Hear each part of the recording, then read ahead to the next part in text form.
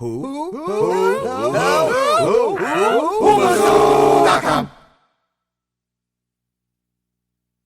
do have a really special show tonight. I've got a couple of awesome guests on here. First off, I've got Vaughn Kenyon, who is a social media friend of mine. We talk about IndyCar racing a lot. Vaughn is an excellent IndyCar photographer. He's from a race family. So, Vaughn, good evening. Thanks for joining us. Thank you. Thanks for having me.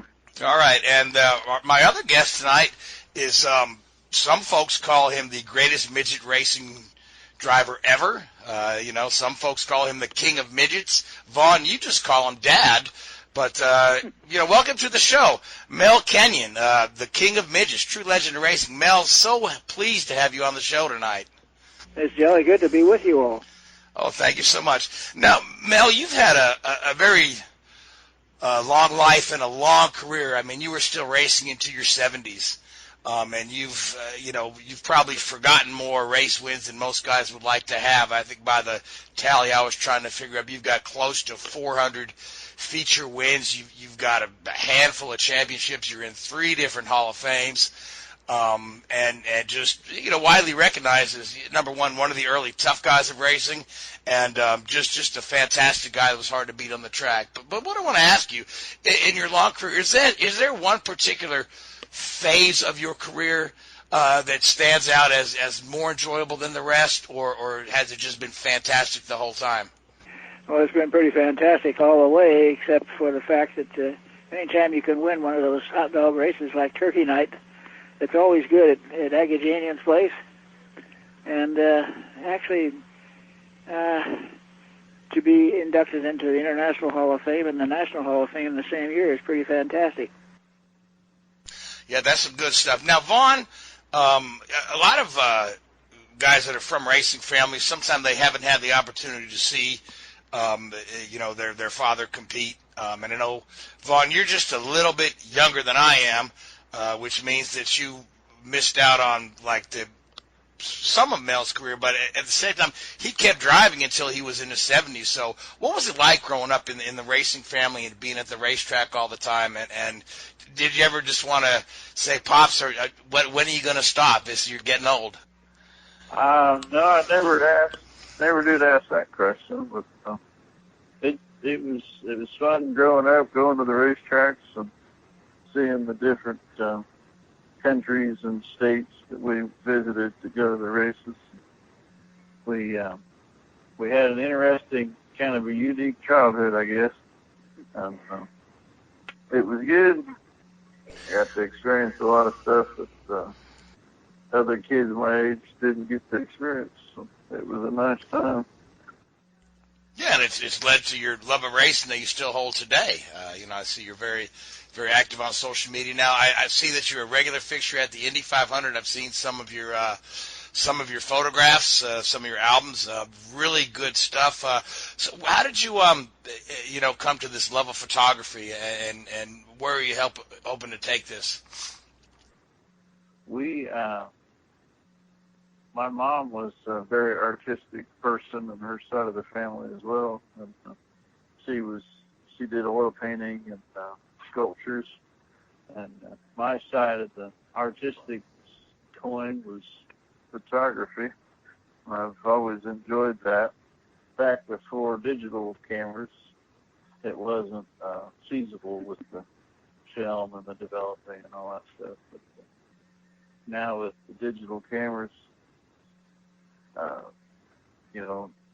the ability to edit on the computer and stuff like that, it's really a fun hobby to have. I enjoy photographing no matter whatever I'm watching or on vacation or whatever. I photograph about everything I go to anymore. Yeah, I've seen a lot of your stuff. It's really nice work. I saw that recently you'd posted some stuff from the Cincinnati Zoo, which is one of my favorite places to hang out at. My daughter loves the zoo, so looks like you had a great time there. So now, Mel, I want to talk to you about safety in racing. Now you drove during a very, very dangerous time, right? And there's been a lot of safety innovation that has came, along through the way. And it seemed like some of the latest things, like particularly this windscreen they want to put on the Indy cars, is drawing a bit of backlash from fans. And one of the arguments I hear from some of these fans who don't get in a car and drive it are that the drivers know the risks and they should handle the risks. Now, and they feel like today's drivers are soft. Now you're one of the tough guys. You've survived some heck of a crashes and devastating injury and continue to drive. So what's your thought on today's drivers? And I mean, is it right for folks to say drivers know the risks, or do you feel like safety is important in that? Well, actually, drivers do know the risk, but then on the other hand, we've been involved with a lot of the if you will, the innovations of safety equipment, like with my bonfire, of course, in a race car. Steering wheels didn't come off at that time, and so they couldn't get me out of the car. Now they all come off, so that was the first one. And then we had the first roll cage on a midget, and one of the first ones at the Indianapolis Motor Speedway. And that was great, too, except it slowed us down. We took the cage off and went 8 miles an hour faster. And then also, too, the helmet restraints. I tried to throw my head off at Winchester, Indiana, the 150-mile-an-hour sudden stop, and now they have helmet restraints. And so, and the devices, of course, my fire suit at that time was a 10-second suit, and I was in the fire for 3 minutes. So now, of course, suits last up to 5 minutes, and you don't try to throw your heads off anymore like we used to. And steering wheels come off so you can get out of a race car quick, and it just kind of all developed after something happened to me, which is unfortunate, yet fortunate. Yeah. Now, speaking of your injuries from Langhorne, you've earned the nickname Miraculous Mel. Because your recovery was nothing short of miraculous, and I've noticed that over the years when we see a driver get injured, a lot of times they will beat that timetable of returning to the race. And I know that you give a lot of credit to strong Christian belief and prayer, and I don't discount that at all, because we all know that's very powerful. But is there something different about the psyche of a race car driver? And because I find race car drivers to be tremendous athletes and have tremendous, just mental powers. So do you feel there's anything to that? Well, actually, when I was ready to die for the third time after I got burnt, 60% burnt, 40% third degree, and my wife, of course, led me to the Lord. She says there was somebody that could help me, and so I turned what was left of my life over to the Lord and asked Him to do with it what He wanted, not what I wanted. And I waddled out of that hospital in 3 months instead of 9 months, and back in a race car in 6 months instead of in the hospital, in a race car in 6 months, back in Indy in 8 months. So that's kind of fantastic when the doctor said I was going to be there 9 months. So that was fantastic and a real miracle. And so it's great to be able to recover quick. I still have a lousy trouble with my neck now because of that, trying to throw my head off. But it's you have to put up with all that stuff, like learning how to work without any fingers on the left hand or thumb, and adjusting to various circumstances. And with the Lord's help, it's really been great. And so I just talking with Billy Graham and been able to talk with Billy Graham, Tom Landry, and a whole lot of important people around New Zealand, Australia, and Canada in this country. So that's fantastic too. It is. It's truly fantastic. Now, Seth, you have a question? I actually have a couple. Frank, I know you said that you wanted to stick with more of the more modern stuff, but I actually we can talk about whatever we like. Go right ahead, Seth. Mel, your career started in the 1950s, and you actually competed in what was NASCAR's midget division briefly. You won the final championship there. What was that series like compared to the USAC midget division? Well, it's a gathering also, just like the Turkey Night races gathering of all the champions. A lot of people come to the gathering there in Daytona. a little quarter-mile dirt track that we used to run on, and then we spread out and run on a whole lot of different tracks in Florida. In our cold weather, warm weather there, hopefully. But nevertheless, it was great to be able to run at these various different racetracks and then do this. In fact, the first race car we built, we won 54 features in USAC in 4 years with that thing, so that turned out well too. Why do you think most NASCAR fans or race fans in general don't know that there was a NASCAR midget division? A lot of the defunct series they don't know about, yet they know about, say, the convertible division. Well, that's true. It's various gatherings have disappeared, and we haven't been able to go to Florida to race now. I had to quit driving when I was 75 years old, so I haven't been able to go. In fact, it's like we spent 24 years in New Zealand, Australia, racing over there, so that's fantastic, too. And their warm weather while ours was cold.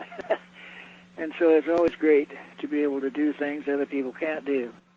And Vaughn, for you, recently Bubba Wallace has embraced his hobby of photography at the track. Would you encourage him or other drivers not only to do, say, photography for NASCAR, but also IndyCar, even hopping over to one of the races you're shooting? Oh, yes. It's a fun hobby, and if you enjoy doing it, then, yeah, go ahead and, give it a go. And it's I'm very happy when I'm snapping pictures, no matter what it is that I'm photographing. So, Mel, obviously, the era that where you were racing was some people consider the sort of golden era of motor racing, long before my time. And I guess it was the concept where, the drivers would go out and they'd drive anything that had four wheels or two wheels in some cases, from my area, I think of guys like Jim Clark that would, go out and drive anything, and, they just had a love for the sport, and it was probably a little bit less serious and a little bit less regimented as it is today, where, of course, the drivers are very much a PR and corporate tool as much as they are a driver. But obviously, for the guys these days, the financial rewards are very high. Do you sort of, do you wish you'd been around and racing today, or are you happy with the experiences that you had in your era? Well, actually, we pitted. Actually, our garage was right next to Jim Clark's at the Speedway, so that was kind of nice. Oh, fantastic! And it was more fun then. Yeah. When you had to learn how to keep the car under you before ground effects and wings and so forth, yep, and still do well. And so everything has been an assistance in going faster, if you will. We used to catch the race car every now and then and keep it under us and finish the race. And nowadays, if you have to catch the race car, it's almost too late at the Speedway. You're in the wall, like we're going so fast through the corners nowadays that it's hard to catch those things. You may catch a small wiggle, but boy, catching a race car when it jumps out is impossible. Now, I wanted to talk about, as long as we're talking about racing at the Indy 500, I've watched some old film of some of your races, both midget races and Indy 500, and I've noticed that you have a very different driving style in the Indianapolis style cars than you do in the midget cars. You appear to be a lot more aggressive in the midgets and a lot smoother and consistent in the champ style cars. So is that because you're driving somebody else's equipment, or is it just the way the car behaves and you're just more comfortable than that midget throwing it around like that? Well, actually, you have to get carried away in a midget every now and then, and you're able to save it, if you will. But even at the Indy cars, used to be able to save one, and now, of course, it's seldom possible. But everything is involved into more and more speed, and even in a midget, we go 175 mile an hour down a straightaway with a midget, and we average up to 142 mile an hour with a midget on a mile track, so that's fantastic too. Those little cars are kind of nervous on the big tracks, but then again, it's kind of a fun thing, and to be able to drive a midget in various racetracks, even road courses around the country, that's kind of fantastic also. Now, is there any particular track that has just stood out as being your favorite? Well, after 394 feature wins, I kind of didn't know it was my favorite. But there's 632 second and third places, so a lot of those I should have won, but I did not. Well, because now you've, other than just being a fantastic driver, now you and your brother built cars, and Mel Kenyon midget cars were.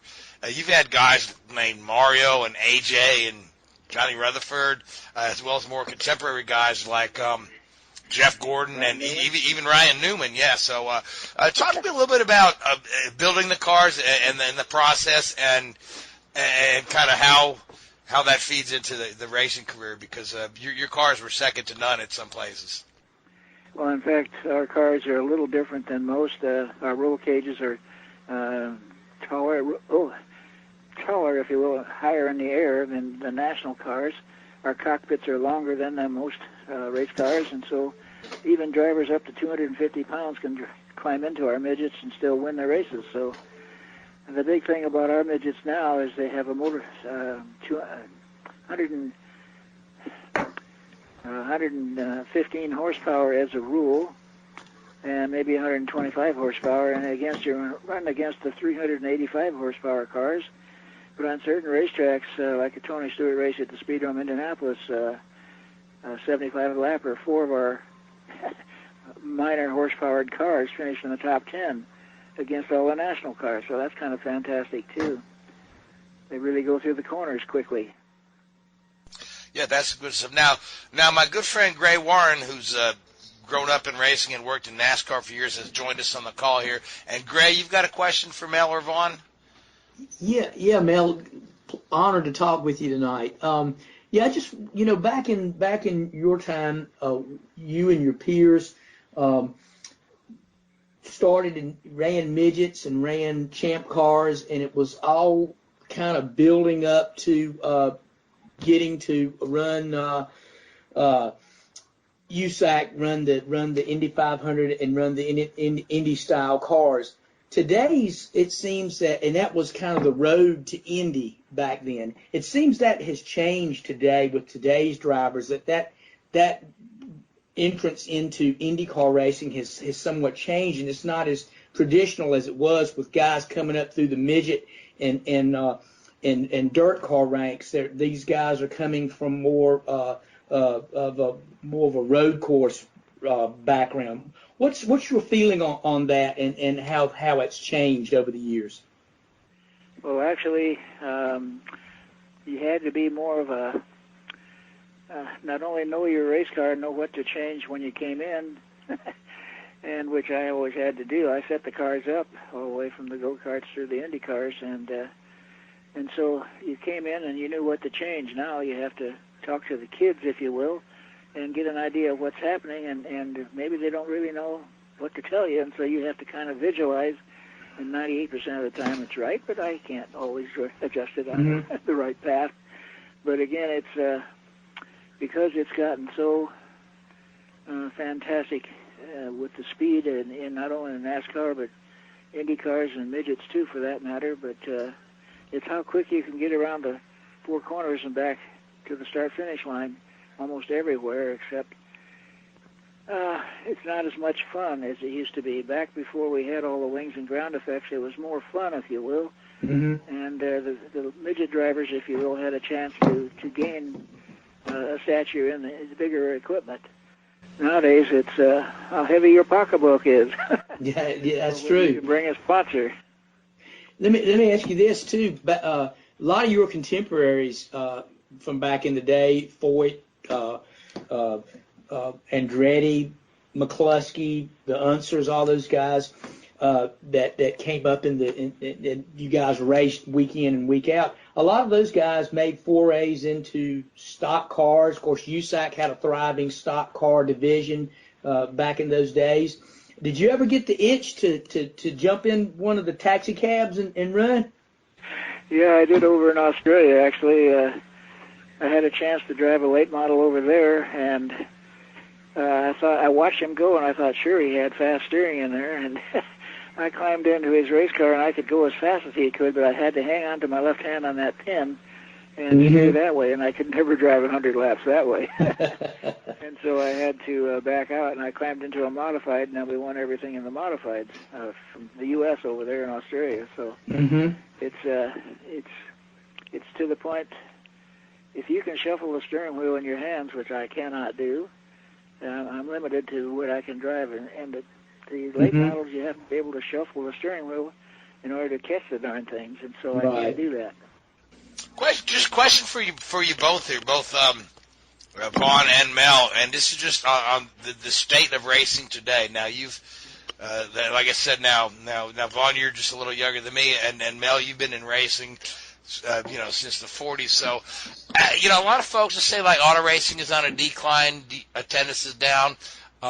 But at the same time, I think there's really good product out there. But what are your thoughts on the state of racing today, all the way from the grassroots midgets all the way up to the major series? And whichever you guys want to go first, go ahead, jump in. Well, actually, I think you're right. There's not as much interest. It used to be a guy wanted to drive a race car, and he was willing to jump into almost anything to get the experience. And nowadays, there's not as much interest. In fact, you can start when our midgets now, full midget, if you will, at 12 years old. I had to wait till I was 21. And now the kids get out of the race car, if you will, take out their cell phones, sit down and play with their phones for a while. Oh, it's time to get back in. It's a different world. Hey, trust me. Interest, if you will. Some of the guys that I've worked with do the same thing, and they're not kids anymore. That's right. You're right. We're all kids, just different ages. Yeah. Now, Vaughn, you have thoughts on the state of racing today? Yes, I don't go to the small tracks anymore, but I watch all the NASCAR and IndyCar Formula One on TV. And, I thought it was interesting that the Formula One race at Texas had a record crowd, and the one in Texas for NASCAR had a very small crowd. So I think Formula One and IndyCars are on the upswing right now.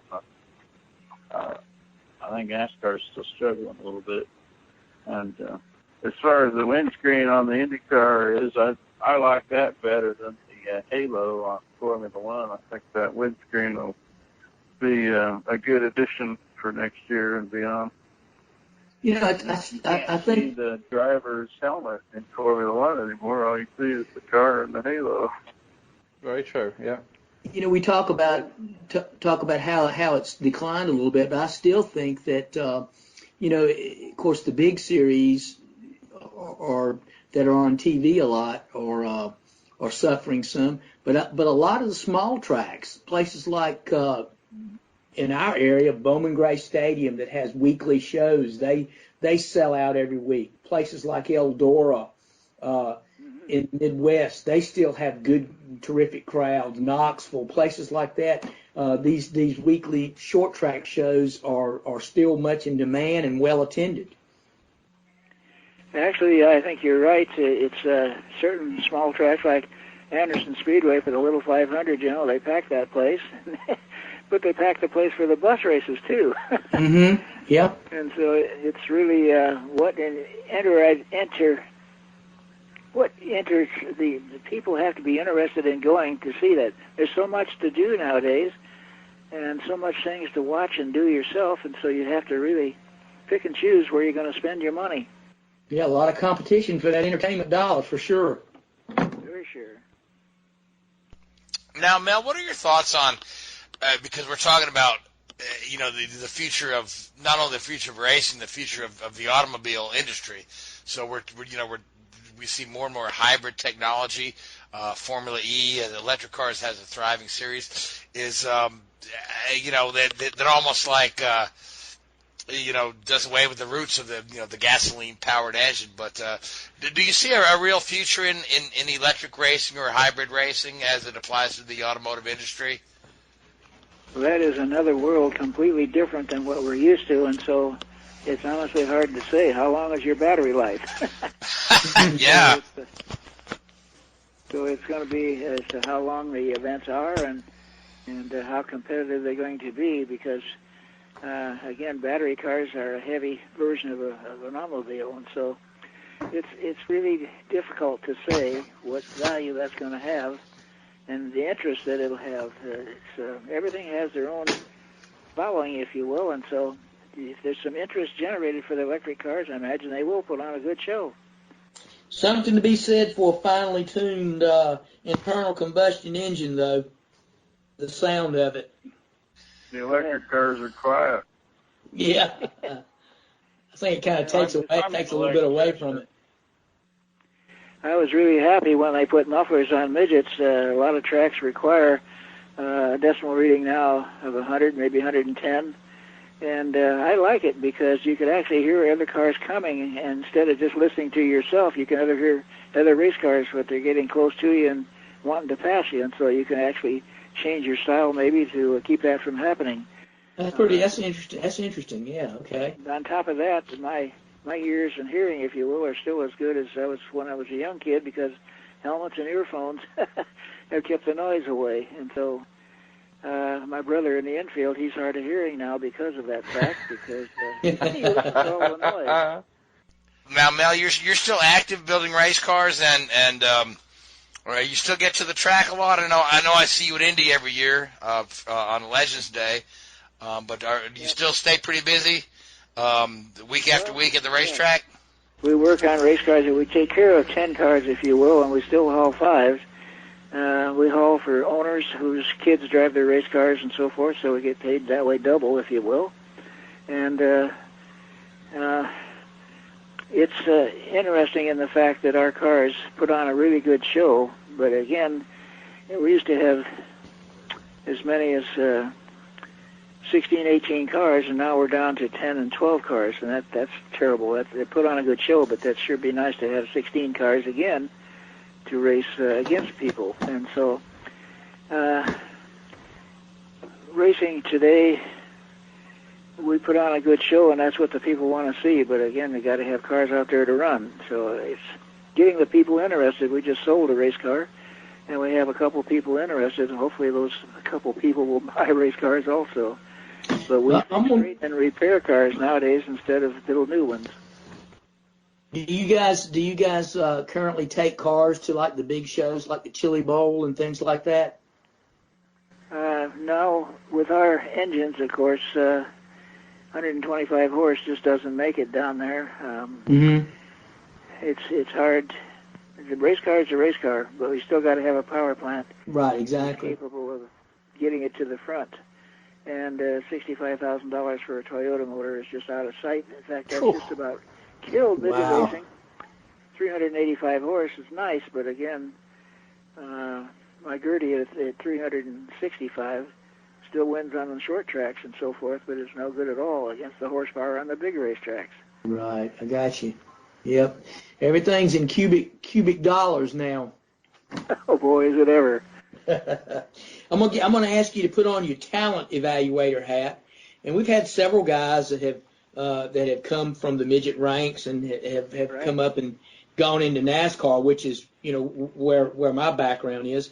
Tell us how you feel about guys like Kyle Larson and Christopher Bell and guys like that who've come up through the midgets and things and have made it into the stock car ranks and have been pretty successful. Actually, those guys are fantastic in everything they climb into, whether it's midget sprint cars or NASCAR, if you will. It's nice to be so versatile, like Foyt and Andretti and Unsers. They were able to do the same thing, but you got to have a name that sells well, if you will, to the public, and or you got to have.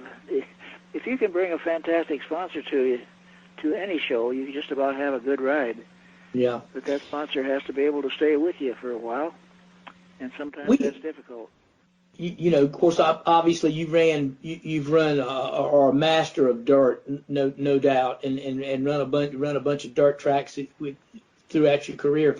We had Mario Andretti as a guest on our show a couple of years ago, and we were talking about his experience in racing, and he was talking we asked him how he was so good in the rain when he ran the Formula One cars, and he said it all went back to his dirt track roots and learning his car control on dirt. All that translated when he got in a Formula One car and was able to be so good in the rain. Tell us a little bit, about that. Speak to that some. Well, actually, that's true.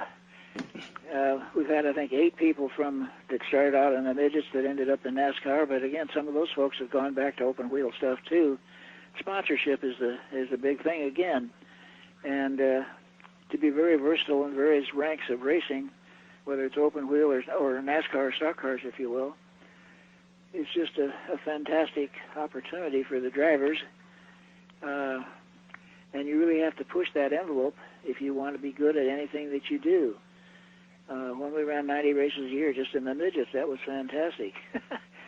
And now USAC is down to about 13 races now in dirt only, no pavement.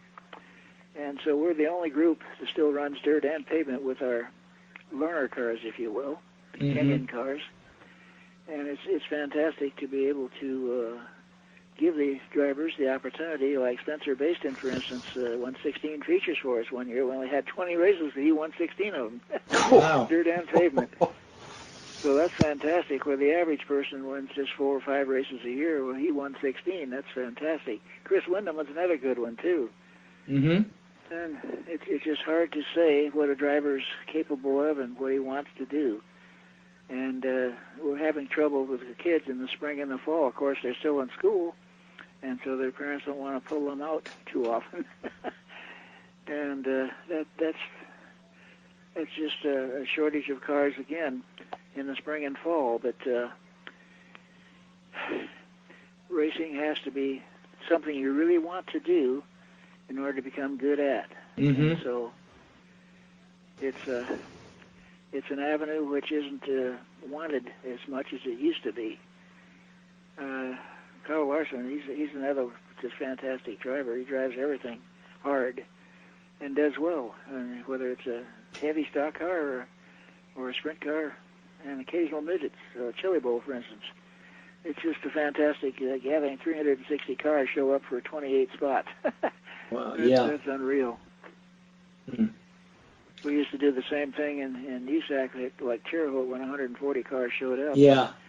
And I was 60th out to qualify, and stuck out in the weeds, ended up second quick, so that turned out good. But it's fun to be able to do that. Led the race for 80-some laps, then broke an oil pump shaft, so I didn't finish. But it's Dave Darwin and I are the only 2 drivers that have been able to win Turkey Night on dirt and pavement, so that's fantastic, too. Yeah, and I remember as a kid those big races at Terre Haute, and getting the publicity they used to get. And like you said, you had so many cars there. It was kind of like what the Knoxville in that time was kind of like what the Knoxville Nationals are in this day and time and stuff. Because that was one of the big shows, and of course USAC ran everything on Terre Haute. They ran the stock cars, they ran the champ cars, the midgets, and the sprints. So yeah, those were big shows. Let me ask you, is Terre Haute still in operation? Yeah, but they run at night now. In fact, I ran the last daytime race there, and again ended up really well, except for the fact I didn't finish. But they run at night there now, and so the racetrack stays with them because you're not allowed to put a lot of stuff on the dirt anymore to keep it moist, if you will. And so everybody is trying to keep the tires on the cars. In fact, the first time at the Chili Bowl, we just were barely able to keep tires on the car. And so we went there with harder tires the next year, and they changed the dirt to talcum powder dirt, and I needed softer tires. So one never knows.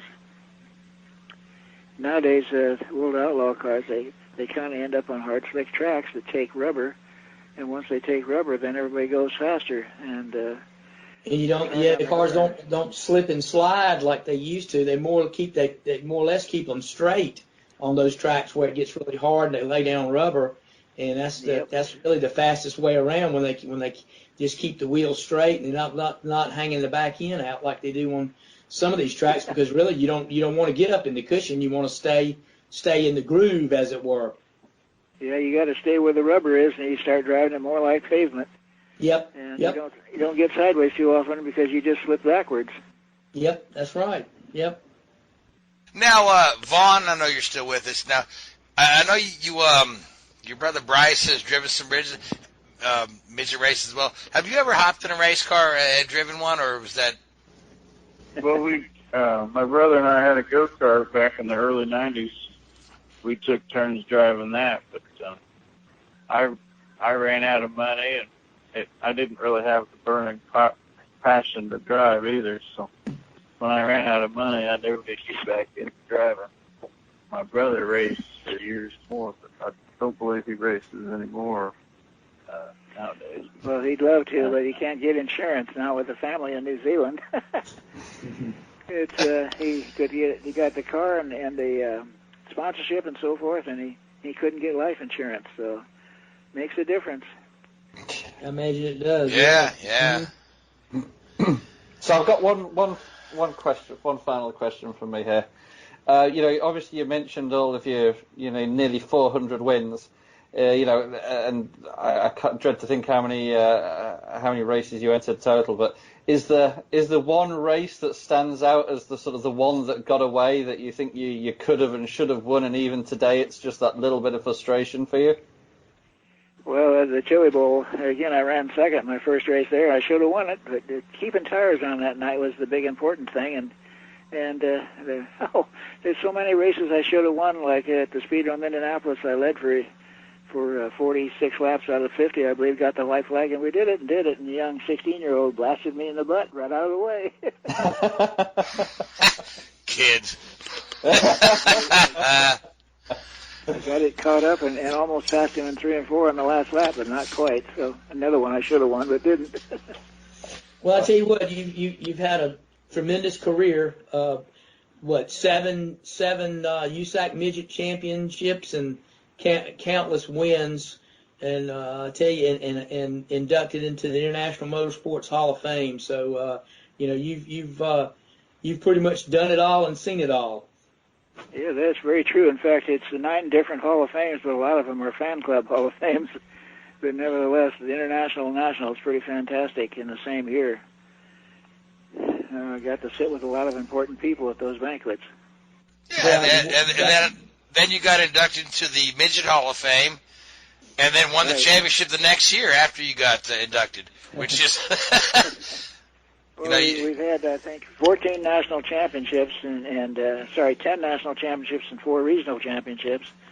But, again, it's winning the races is kind of more important. It makes the most money. And it's fun to run anywhere and everywhere and still have a good time. Yep, that's why you go to the track each week. Like you said, championships are nice, but that's a cumulative effort. But when you go to the racetrack every week, the name of the game is to win the race. So yeah, that's great. And I tell you what, you've had a terrific career, and all those honors and accolades are well deserved. Well, we just try hard, and sometimes it doesn't work, but most of the time it does. And so that's all we can do is thank the Lord for all of our blessings. There you go. Yeah, certainly, yeah. And speaking of thanking, I want to thank you guys for coming on the show. I want to thank you, Vaughn, for helping set us up with your dad. And I want to thank you, Mel, for coming on and talking to us. So, with that being said, you guys got any final thoughts before we let you go and continue with your day? I appreciate you asking me to come on too. I've never had the opportunity to do something like this before, and it's been fun. Well, I'm glad you enjoyed it, Vaughn. Yeah, 'cause I always enjoy your photography and your social media posts. So, thank you. It's just fantastic being able to talk with all you guys, and I know you guys are really up on your end of the world also. And all we can say is, good day, mate. Have a jolly good time. There you go. Well, thank you, Mel. It's been an honor and a privilege to have you on our show tonight. We've really enjoyed it. Yes, it's been fantastic. Thanks, guys. Have a good night. Thank you. It's all we can do is have a good night. Take care, fellas. WHOOBAZOO, that's whoobazoo.com. Enter website.